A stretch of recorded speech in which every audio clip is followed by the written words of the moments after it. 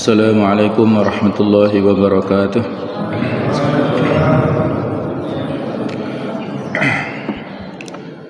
Alhamdulillah.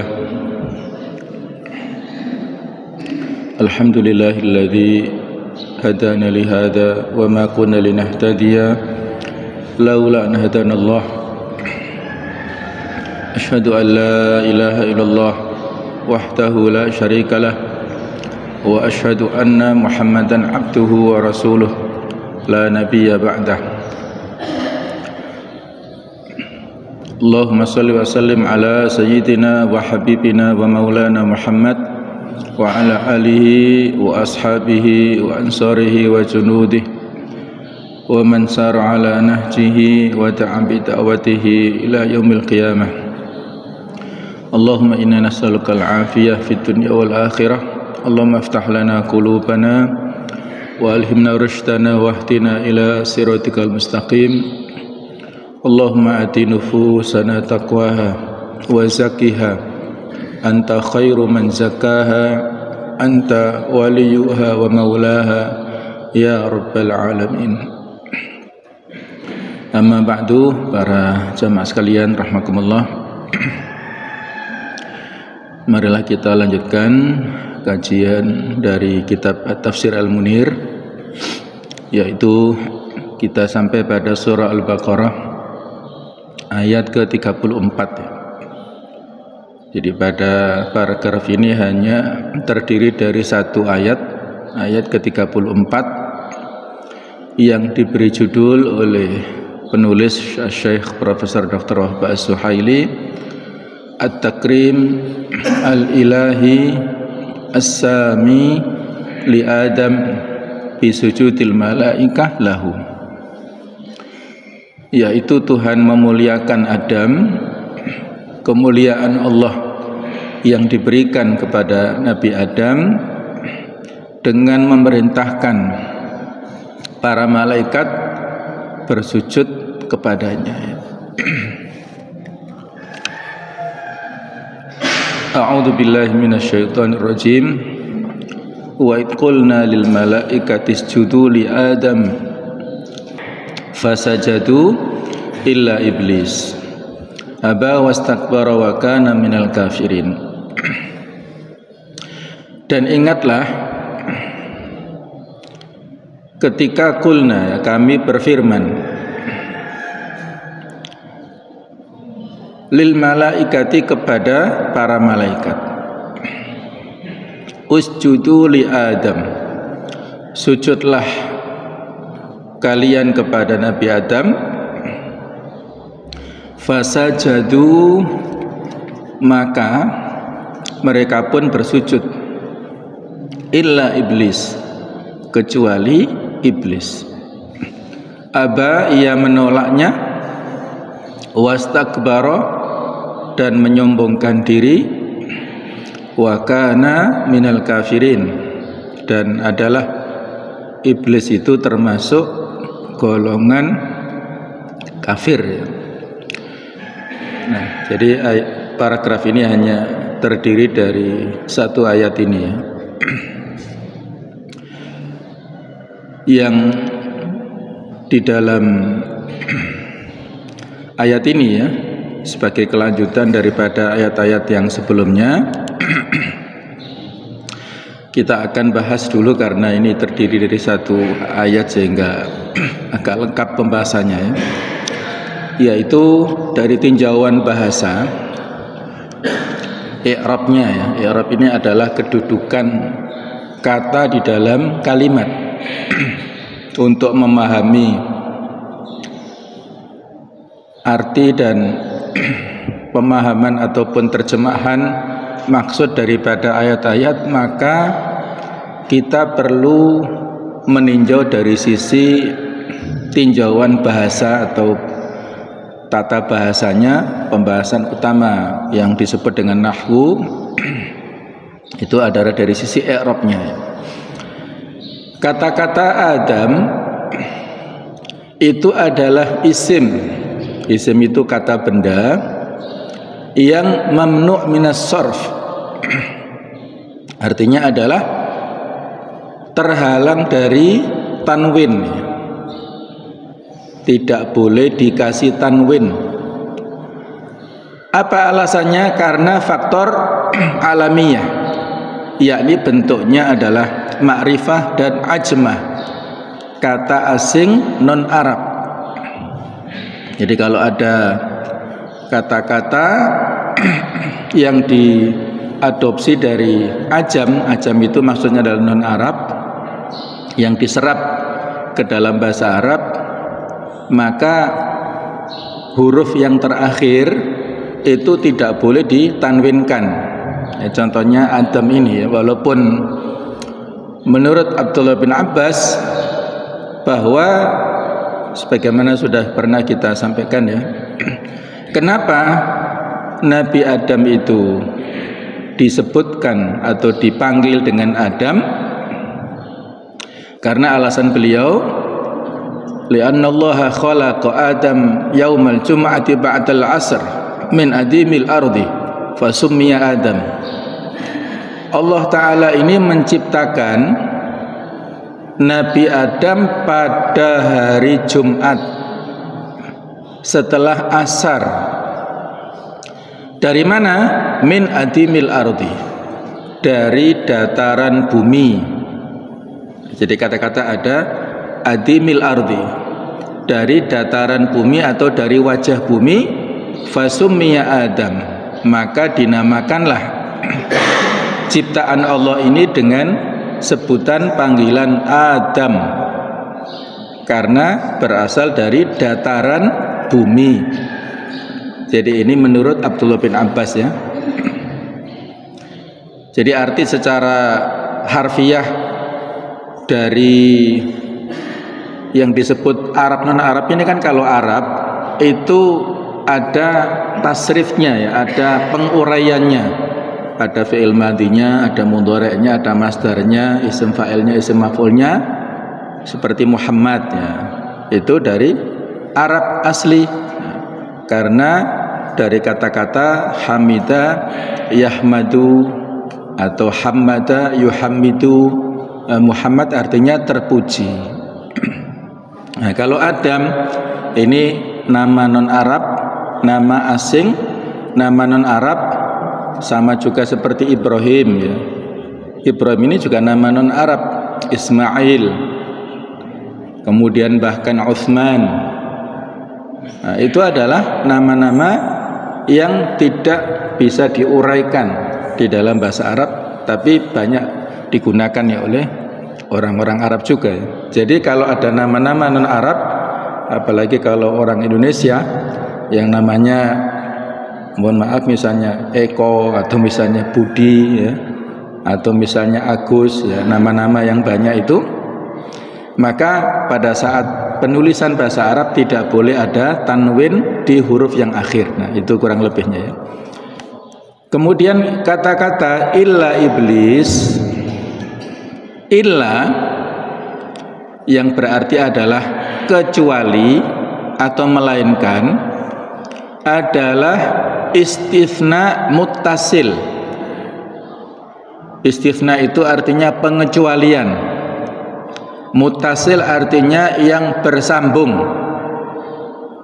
Misalnya di surat Al-Asr, innal insana lafi khusr illal ladzina amanu, sesungguhnya seluruh manusia berada pada kerugian kecuali. Nah, jadi illa di sini menurut sebagian ahli bahasa ini adalah istitsna muttasil. Menurut jumhur, jumhur itu mayoritas, karena iblis hanya satu jin di antara ribuan malaikat. Walaupun nanti akan kita diskusikan ya, kalau dari susunan bahasa, maka seolah-olah iblis ini adalah dari komunitas malaikat. Nanti ada pendapat yang seperti itu ya dari Abdullah bin Abbas. Karena konteksnya tadi wa idh qulna lil malaikati isjudu li Adam ya. Mukhatab Mukhatab itu artinya objek yang diajak bicara dalam ayat ini adalah para malaikat. Fasajadu, maka sujudlah. Kembali kemana? Wawu ini kan wawu jamak ya. Wawu yang menunjukkan arti banyak. Kembalinya kepada para mukhatab ini yang diajak bicara itu. Illa iblis, kecuali iblis. Jadi dari zahir ayat ini seolah-olah bisa disimpulkan bahwa iblis adalah dari komunitas para malaikat. Bisa difahami ya. Jadi dari zahir ayat ini seperti itu, nanti akan kita uraikan ya. Pendapat seperti ini ya. Kalau kita pernah mendengarnya nggak perlu heran ya, karena ada sebagian ahli tafsir yang mengatakan seperti itu, dan itu juga tidak masalah ya. Jadi dalam bab-bab seperti ini perbedaan itu hal yang wajar ya, tidak perlu kaget ya. Kecuali kalau hal-hal yang aneh-aneh, yang perbedaan-perbedaan kontemporer yang tidak ada sandarannya kepada para pendapat ulama masa lalu, nah itu baru kita hindari ya.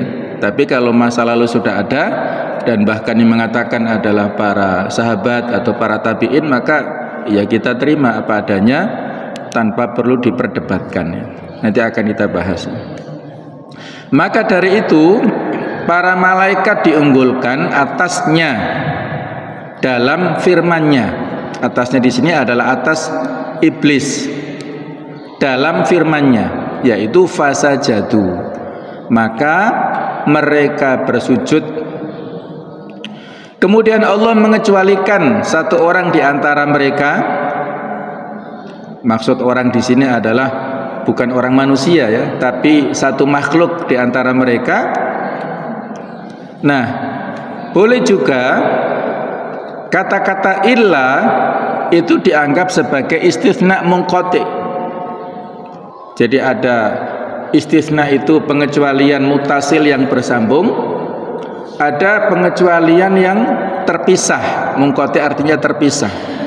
Sebab iblis bukan tergolong jenis malaikat. Nah, ini pendapat masyhur ya, pendapat dari kebanyakan orang seperti ini. Kemudian jamaah sekalian, berikutnya tentang mufradat lughawiyah, arti kosakata secara bahasa. Ada fi'il amr yang disebutkan dalam ayat ini, yaitu kata-kata usjudu, sajada yasjudu ya. Kalau banyak berarti sajadu, yasjuduna. Kalau perintah untuk banyak orang berarti usjudu. Sujud dalam bahasa Arab itu artinya tunduk dan membungkuk kepada seseorang. Dalam pengertian syariah, sujud artinya menempelkan dahi di atas tanah, di atas bumi. Sujud kepada Allah Ta'ala dilakukan dalam rangka ibadah, taqarruban wa ta'abbudan ilallah. Sedangkan sujud kepada selain Allah dilakukan untuk memuliakan dan menyapa, seperti para malaikat yang bersujud kepada Nabi Adam dan ayah saudara-saudara dari Nabi Yusuf bersujud kepada Nabi Yusuf. Jadi ini bukan sujud ibadah, tapi sujud ihtiraman wa takriman ya, sujud penghormatan atau pemuliaan. Sujud ini merupakan bentuk salam kepada raja-raja di zaman dulu. Cara sujud boleh jadi berbeda-beda dalam setiap keadaan dan masa, yang kalau sampai sekarang barangkali masih dilaksanakan di budaya Cina ataupun budaya Jepang misalnya ya, menunduk seperti itu. Nah, sedangkan kata-kata iblis adalah setan ataupun dedengkot jin. Dulunya dia berkumpul di tengah para malaikat. sebagaimana Allah Ta'ala berfirman, kana minal jinni fafasaqa an amri rabbi. Dia dulunya adalah dari golongan jin, maka ia mendurhakai perintah Tuhannya. Surat Al-Kahfi ayat 50 ya. Jadi ada pembahasan nanti tambahan ya tentang hubungan iblis, setan dan jin.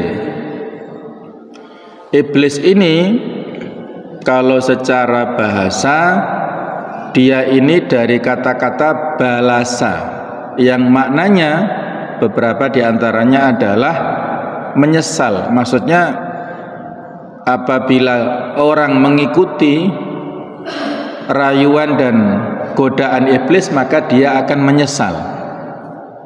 Atau bisa bermakna man la khaira fih, seseorang yang tidak ada kebaikan sama sekali, itu bisa disebut iblis ya, secara bahasa. Nah, sedangkan setan ini secara bahasa artinya dari kata-kata syatona, yaitu jauh. Artinya dia itu jauh dari rahmat Allah, dari kasih sayang Allah. Sedangkan jin ini secara bahasa artinya adalah tertutup. Jadi kalau orang yang tertutup otaknya, akalnya disebut majnun, enggak bisa berpikir ya, otaknya tertutup, nah, dinamakan majnun.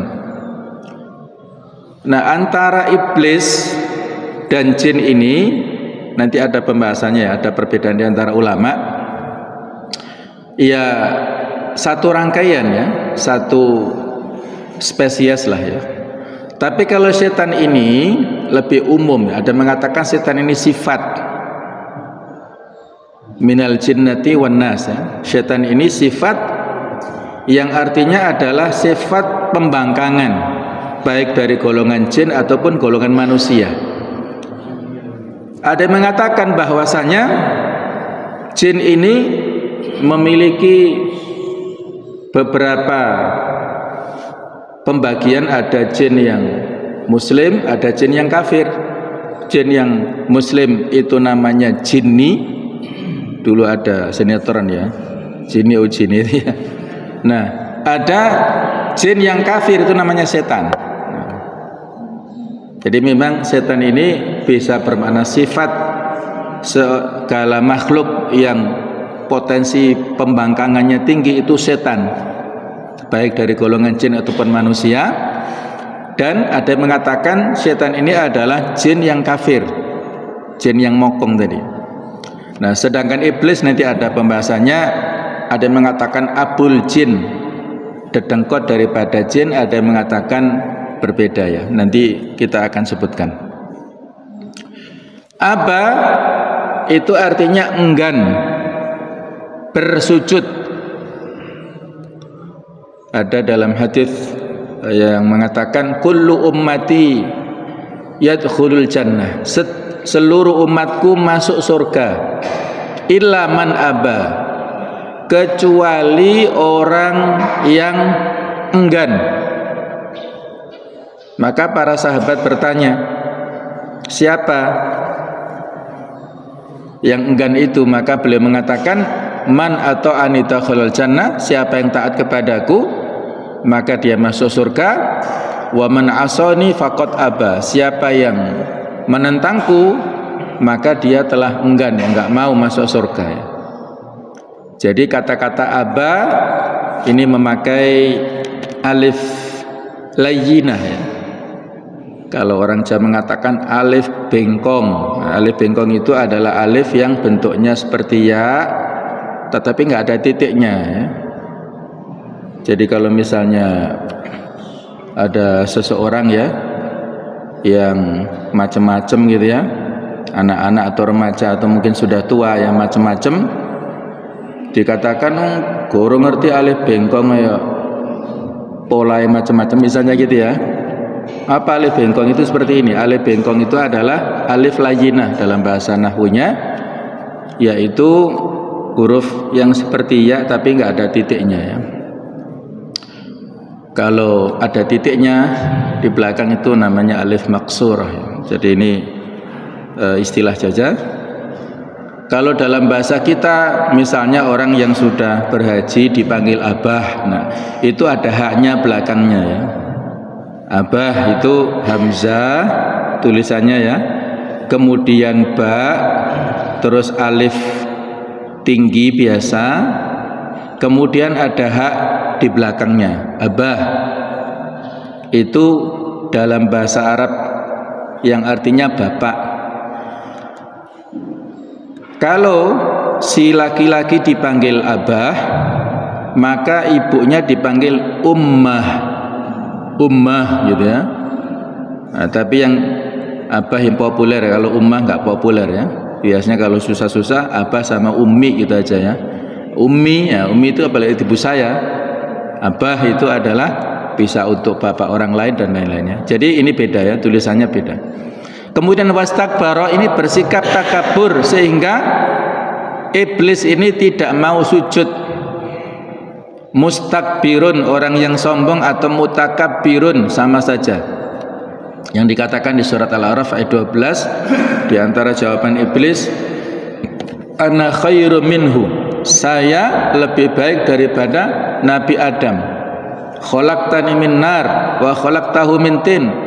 Engkau ciptakan aku dari api, sementara engkau ciptakan Nabi Adam dari tanah. Ini hanya jawaban apologis dari iblis ya. Jawaban apologis itu artinya jawaban diplomatis, jawaban untuk mencari alasan-alasan saja supaya dia tidak mau sujud kepada Nabi Adam. Karena tidak ada standarnya, api lebih mulia daripada tanah, itu nggak ada parameternya. Kenapa dipakai oleh iblis sebagai alasan nggak mau bersujud? Kan berarti hanya alasan-alasan ya dari iblis saja, tidak masuk akal gitu ya. Intinya dia merasa ya, orang atau makhluk yang merasa lebih bagus daripada Nabi Adam. Kemudian wakana minal kafirin, dalam ilmu Allah, dalam pengetahuan Allah, ilmu Allah ini maha luas, meliputi 3 dimensi, baik itu al-madhi yang sudah lewat, mudhari ataupun yang sekarang, ataupun fil mustaqbal masa yang akan datang. Tidak ada satu makhluk pun yang bisa menjangkau sebagaimana ilmu Allah ini. Walaupun setan, jin dan sebagainya, mereka hanya mencuri pendengaran berita saja dari langit, sepotong-sepotong saja ya, tidak utuh. Jadi iblis ini dalam ilmu Allah dia tergolong minal kafirin, golongan orang-orang kafir. Termasuk salah satu jin dan setan yang kafir, dan oleh karena itulah dia enggan dan takabur untuk bersujud. Kufur ya artinya ingkar. Kafara yakfuru adalah berarti ingkar, jadi tidak mau taat ya. Kalau setan tadi seperti sifat yang disebut fasik ataupun yang lainnya, itu juga bukan hanya manusia ya, tapi juga yang lainnya. Berikutnya adalah munasabatul ayat, hubungan antara ayat ini dengan ayat-ayat sebelumnya. Ini adalah bentuk yang lain dari pemuliaan Allah kepada bapak kita Nabi Adam, kakek moyang umat manusia. Di samping takrim pemuliaan yang diberikan Allah kepada Nabi Adam berupa wa 'allama Adamal asma'a kullaha ya, berupa ilmu. Nabi Adam memiliki ilmu, mengetahui nama-nama seluruh benda yang ada pada saat itu, sementara malaikat tidak tahu, apalagi iblis juga tidak tahu ya. Ilmu ini hanya diberikan Allah kepada Nabi Adam. Ini faktor pemuliaan Allah kepada Nabi Adam. Faktor pemuliaan yang lainnya adalah ini perintah Allah kepada seluruh makhluk saat itu untuk sujud kepada Nabi Adam sebagai bentuk penghormatan.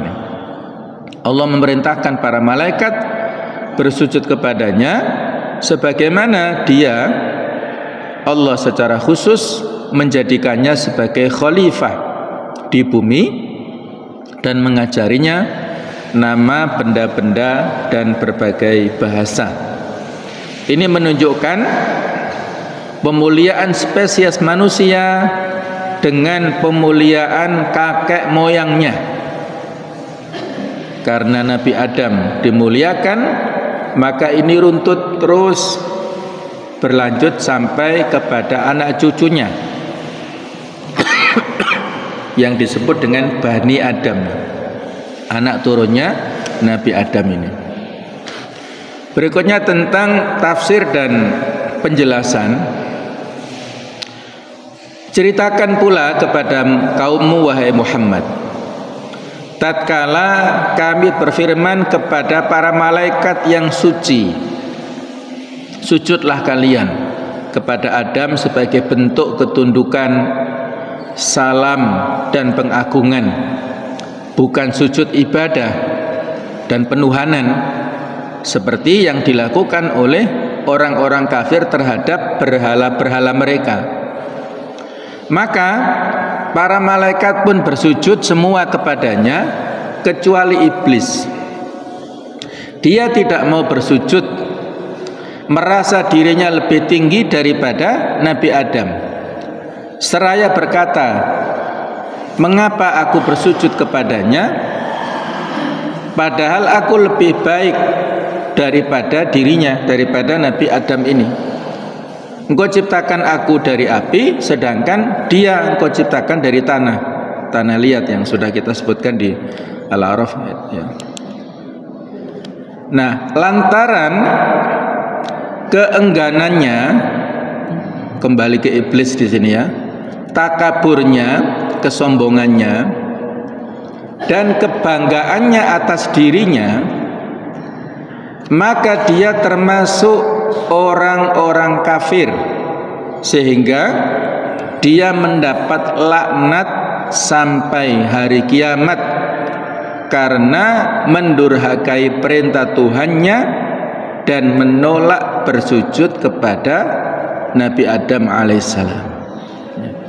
Jadi karena mokongnya ya, maksiat, kedurhakaan yang dilakukan oleh iblis tidak memenuhi perintah Allah, maka inilah yang menjadikan Allah melaknat ya. Ini tidak sebagaimana syubhat ya yang disampaikan oleh orang-orang orientalis atau orang-orang liberal ya, yang diantara syubhatnya begini ya, bahwa iblis itu lebih bertauhid daripada malaikat. Itu bunyi syubhat ya. Syubhat artinya keraguan-raguan, kerancuan dalam rangka untuk membingungkan kaum muslimin. Jadi sekali lagi syubhat ini berbunyi iblis ini lebih bertauhid daripada malaikat. Alasannya kenapa? Karena iblis hanya mau bersujud kepada Allah, tidak mau bersujud kepada sesama makhluk ya, termasuk Nabi Adam ya. Ini kan lontaran-lontaran yang seolah-olah benar tetapi menyesatkan ya, yang sudah kita kupas tadi ya. Sujudnya yang diperintahkan oleh Allah di sini bukan sujud ibadah, tapi sujud ihtiram, sujud takrim ya, sujud penghormatan. Itu yang pertama. Yang kedua, kalau orang disuruh oleh majikannya melakukan suatu perintah, kemudian dia tidak mau melaksanakan, apa bisa disebut orang itu taat? Kan nggak bisa ya. Maka sekali-kali tidak benar kalau memberikan stempel iblis lebih bertauhid ataupun lebih taat kepada Allah daripada malaikat. Itu kalimat yang hanya membingungkan kita ya. Berikutnya tentang fikul hayati awil ahkam, fikih kehidupan atau hukum-hukum. Pelajaran yang dapat dipetik dari kisah ini adalah bahwa Adam dan keturunannya tidak pantas mendurhakai perintah-perintah Allah. Semestinya mereka, kita semua ini sebagai anak turunnya Nabi Adam ya, menyembah Allah semata tanpa berlambat-lambat dan melalaikan, karena Allah telah memuliakan anak Adam dalam firman-Nya, walaqad karramna bani Adam, dan sesungguhnya telah kami muliakan anak-anak Adam. Al-Isra ayat 70 ya. Laqad khalaqnal insana fi ahsani taqwim, sungguh telah kami ciptakan manusia dalam sebaik-baik bentuk, menjadikan Adam sebagai khalifah di muka bumi dan mengajarinya hal-hal yang sebelumnya tidak ia ketahui. Wa 'allama Adama al-asma'a kullaha, dan dia mengajarkan kepada Adam nama-nama benda seluruhnya ya. Jadi maksudnya adalah bahwa Nabi Adam telah dimuliakan, anak turunnya Nabi Adam juga sudah dimuliakan, maka sudah menjadi konsekuensi tuntutan yang logis kalau manusia ini harus bersegera dalam memenuhi perintah-perintah Allah, dalam melaksanakan perintahnya, menjauhi larangannya, dalam beribadah kepadanya. Karena kita telah diberikan semacam panggung kehormatan di seluruh dunia ini. Apabila seseorang telah diberikan kehormatan kepada zat yang telah memberi kehormatan tersebut, kemudian orang ini mendurhakai kepada yang memberi penghormatan, berarti kan dia tidak pandai bersyukur ya. Dia tidak tahu diri, dia tidak bisa menempatkan diri secara tepat. Nah, itulah peringatan yang paling penting di sini ya. Hikmah yang paling penting untuk kita semua adalah harus mengingat selalu penghormatan yang telah diberikan Allah kepada Nabi Adam dan kepada anak turunnya, sehingga kita jangan berlambat-lambat dalam beribadah kepada Allah. Ada istijabah fauriyah ataupun harus segera merespon panggilan Allah ya.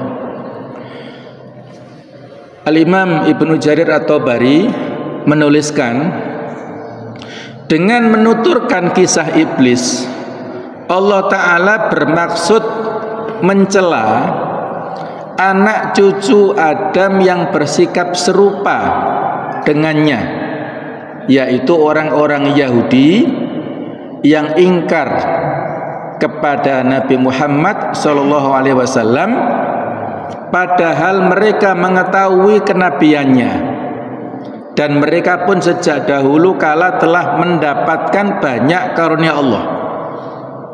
Nanti di surat Al-Baqarah ini ya, mayoritas bercerita tentang kenikmatan Allah yang diberikan kepada Bani Israel, yaitu kaumnya Nabi Musa ini.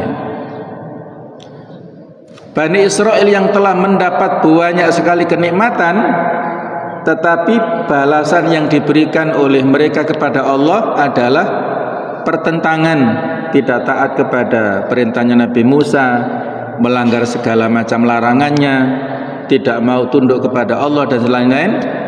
Nah, maka kita diperingatkan jangan meniru perilaku daripada orang-orang Yahudi Bani Israel ini. Mereka telah banyak mendapat nikmat tapi selalu ingkar dan berbuat maksiat. Kalau kalian anak cucu Nabi Adam telah mendapatkan banyak nikmat dari Allah berupa nikmat kemuliaan, penghormatan, dan seluruh yang ada di bumi ini adalah untuk kita manusia, dan kita membalasnya dengan kemaksiatan, berarti sikap kita itu seperti sikap orang-orang Yahudi ini. Orang-orang Yahudi adalah disebut al-maghdub alaihim, yang biasa kita baca di surat Al-Fatihah ya, ayat yang terakhir itu. Yang dimaksud al-maghdub alaihim adalah orang-orang Yahudi. Mereka tahu kebenaran tapi tidak mau menerima. Sedangkan ad-dhalin, orang-orang sesat, ini adalah orang-orang Nasrani. Mereka tidak punya ilmu, tidak bisa membedakan mana yang baik dan mana yang buruk, sehingga mereka tersesat. Nah, kita tidak boleh mengikuti langkah-langkah dua golongan ini. Malaikat dan setan adalah arwah yang punya hubungan dengan manusia. Arwah adalah jamak daripada ruh, yang ada kaitannya dengan manusia. Kita tidak mengetahui hakikatnya, tetapi kita beriman kepada nas-nas, kepada teks-teks, kepada dalil-dalil yang menyebut tentangnya tanpa membahas bagaimana keadaannya sekarang dan nasibnya kelak. Ini bukan wewenang dan bukan wilayah kita ya.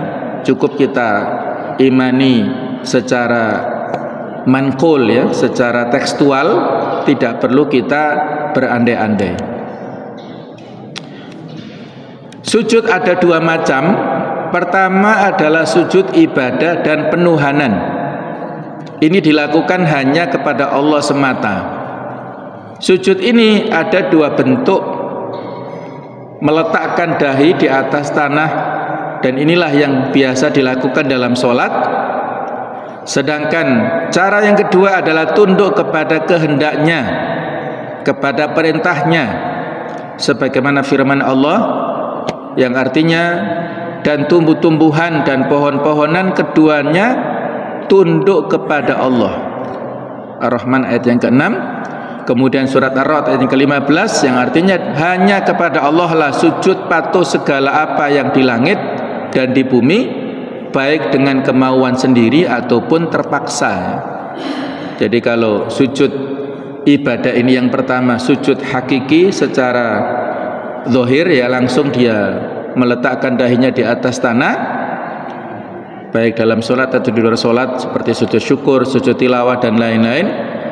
Nah, sujud yang kedua adalah sujud tunduk patuh kepada perintah-perintah Allah dan menjauhi segala larangannya. Nah, sujud ini dengan kedua bentuknya tidak boleh dilakukan kepada selain Allah. Apabila dilakukan maka bisa mendapatkan stempel kesyirikan, merusak tauhid kita. Adapun jenis yang kedua, sujud salam dan pemuliaan tanpa ada unsur penuhanan. Misalnya sujudnya para malaikat kepada Nabi Adam dan sujudnya Yakub serta putra-putranya kepada Nabi Yusuf alaihissalam ketika Yusuf menjadi penguasa Mesir yang sebelumnya dibuang oleh saudara-saudaranya. Ternyata justru dengan pembuangan itu mendapatkan hikmah terbesar, yaitu sampainya Yusuf ke Mesir dan menjadi seorang raja atau penguasa di sana yang sangat dihormati ya. Bani Israel itu mendapatkan penghormatan yang luas ya pada saat Nabi Yusuf berkuasa ini di Mesir ya. Sujud ini menurut mayoritas ulama berhukum mubah, boleh-boleh saja sejak zaman dahulu hingga jadi batasnya sampai pada masa Rasulullah. Akhirnya ada revisi ya. Para sahabat pernah berkata kepada beliau, tatkala ada sebatang pohon dan seekor unta bersujud kepada beliau, mereka mengatakan begini, kami lebih patut untuk bersujud kepadamu daripada pohon dan unta yang terlepas. Maka beliau bersabda, la yambaghi an yasjuda li ahadin illa lillah rabbil alamin. Tidak seorang pun selain Allah Tuhan alam semesta yang pantas untuk menerima sujud dari orang lainnya. Nabi pernah melarang bersujud kepada sesama manusia dan memerintahkan sebagai gantinya berjabat tangan, sebagaimana disebutkan dalam hadis yang diriwayatkan oleh Ibnu Majah dalam sunannya dan Al-Busi dalam sahihnya dari Abu Waqid dari Mu'ad bin Jabal. Kesimpulannya, umat Islam sepakat bahwa sujud kepada Adam itu bukan sujud ibadah maupun pengagungan, melainkan sujud berupa salah satu dari dua bentuk, yaitu membungkuk sebagai pernyataan atau salam sapaan, atau menjadikan Adam sebagai kiblat seperti menghadap ke arah Ka'bah dan Baitul Maqdis. Dan yang kedua ini lebih kuat menurut Ibnu Arabi dengan dalil firman-Nya, maka tunduklah kamu kepadanya dengan bersujud ya. Adapun ya tentang hakikat iblis ini ada dua pendapat ya di kalangan para ulama yang tadi sudah kita singgung, ini lebih kita perjelas ya. Pertama, iblis termasuk golongan jin. Dan jin adalah salah satu suku di kalangan malaikat. Mereka diciptakan dari api dan iblis berasal dari mereka. Dalilnya jelas di dalam firman Allah di surat Al-Kahfi ayat 50. Wa idh qulna lil malaikati isjudu li adama fasajadu illa iblis kana minal jinni fafasaqa an amri rabbih. Dan ingatlah ketika kami berfirman kepada para malaikat, sujudlah kepada Adam, maka sujudlah mereka kecuali iblis, dia adalah dari golongan jin, maka ia mendurhakai perintah Tuhannya. Ini pendapat pertama ya. Yang kedua, iblis adalah salah satu malaikat. Jadi sudah kita singgung pendapat ini. Sebab perintah sujud ditujukan kepada para malaikat juga karena lahiriah ayat ini dan ayat-ayat sejenis menunjukkan bahwa iblis adalah salah satu dari mereka. Kata Ibnu Abbas, semula iblis termasuk golongan malaikat karena dia mendurhakai Allah, dia dimurkai sehingga dilaknat dan akhirnya menjadi setan. Yaitu pendapat Abdullah bin Abbas, seorang mufassir dari kalangan sahabat. Dan Al-Baghawi menulis ya, dalam tafsir Al-Baghawi disebutkan inilah yang paling benar. Jadi beliau mentarjih, menguatkan pendapat Ibnu Abbas ya, sebab perintah sujud ditujukan kepada para malaikat. Sedangkan maksud firman-Nya, dia adalah dari golongan jin, adalah dia termasuk golongan malaikat yang menjadi penjaga surga. Sa'id bin Jubair berkata, artinya dia termasuk golongan malaikat yang bekerja di surga. Sebagaimana ulama berkata, artinya dia termasuk malaikat yang membuat perhiasan lagi bagi penduduk surga. Dan menurut saya atau menurut penulis Syekh Wahab Az-Zuhaili, yang lebih kuat adalah pendapat pertama tadi. Karena didasarkan kepada ayat yang sharih, karena minal jinni, dia adalah dari golongan jin. Juga karena iblis telah mendurhakai perintah Tuhannya, padahal para malaikat tidak mendurhakai perintah Allah Subhanahu wa taala. Artinya pendapat yang rajih menurut penulis adalah bahwa iblis bukan dari golongan malaikat, tapi iblis adalah dari golongan jin, dan jin berbeda dengan para malaikat ini.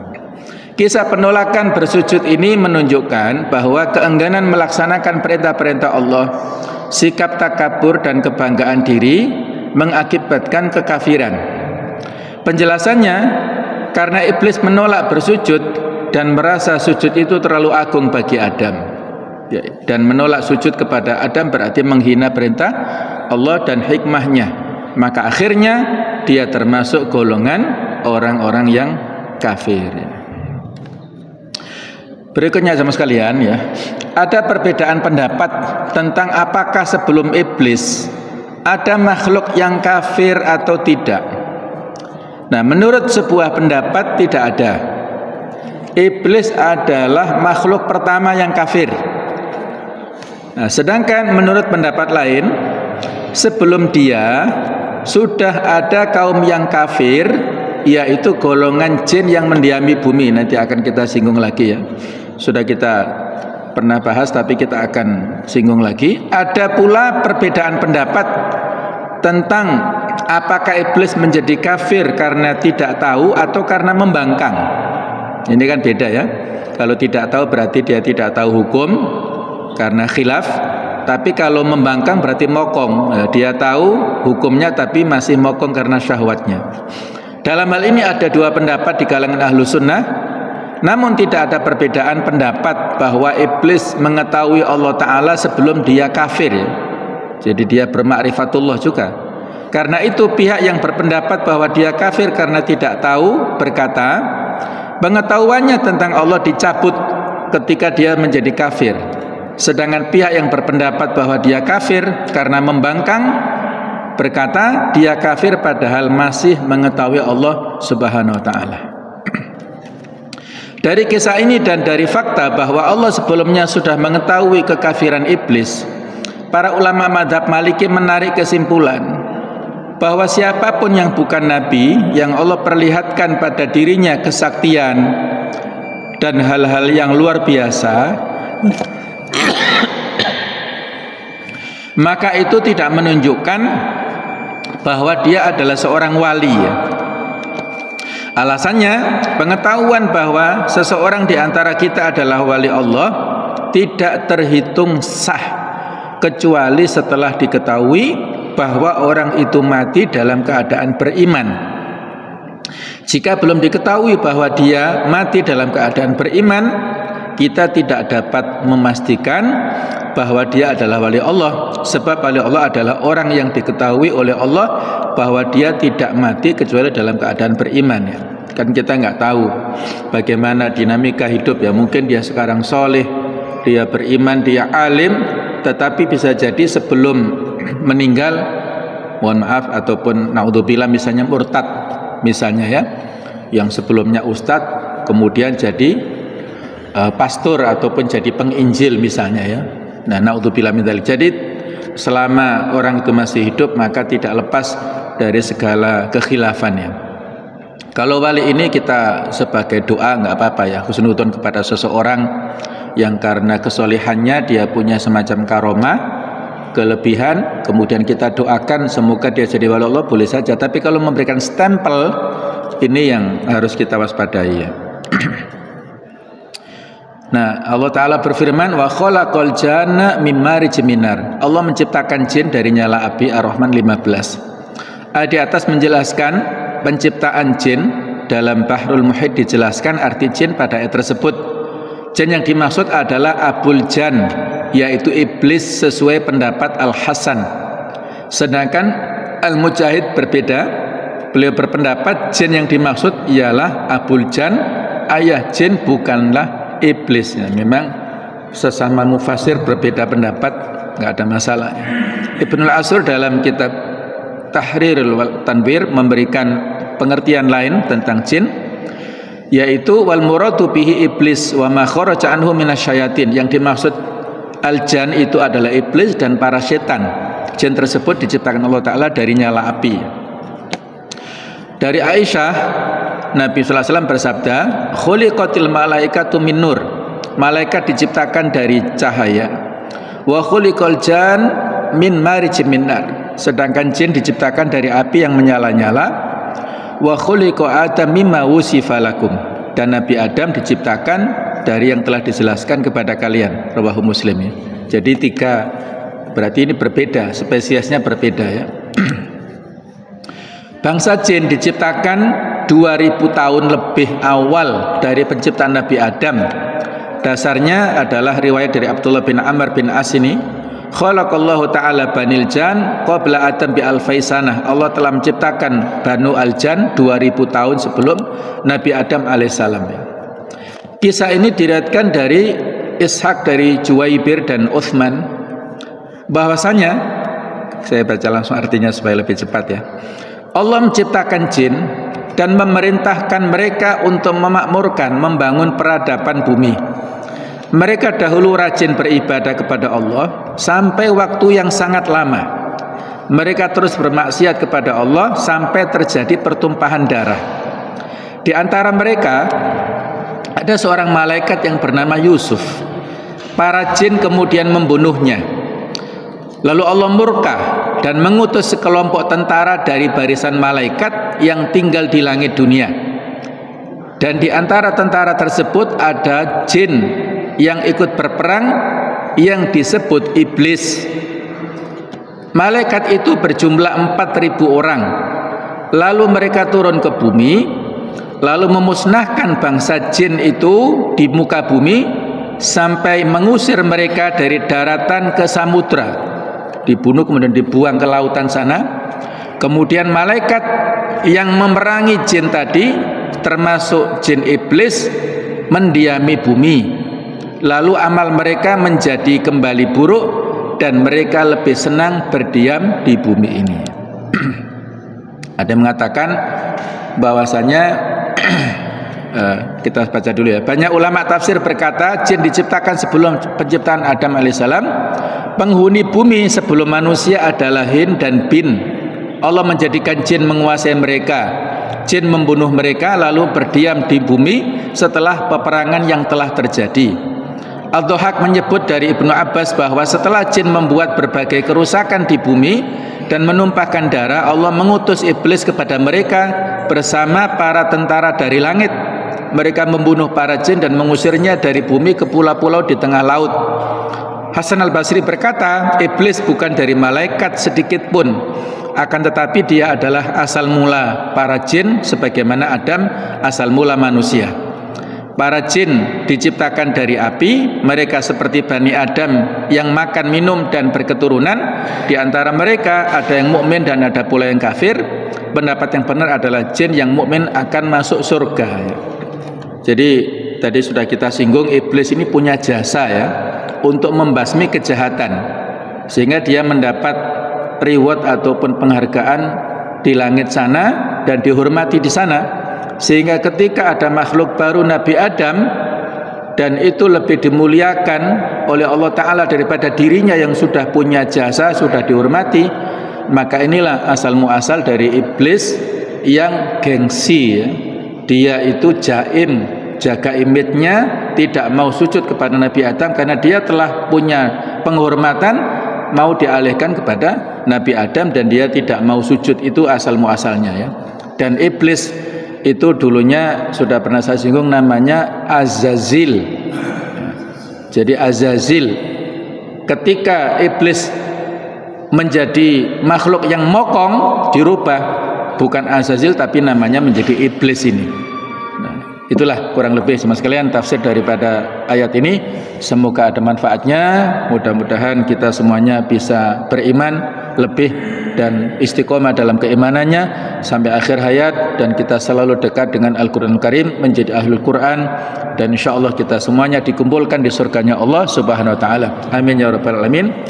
Mohon maaf atas segala kekhilafan. Subhanakallahumma bihamdik asyhadu an la ilaha illa anta astaghfiruka wa atubu ilaik. Wassalamualaikum warahmatullahi wabarakatuh.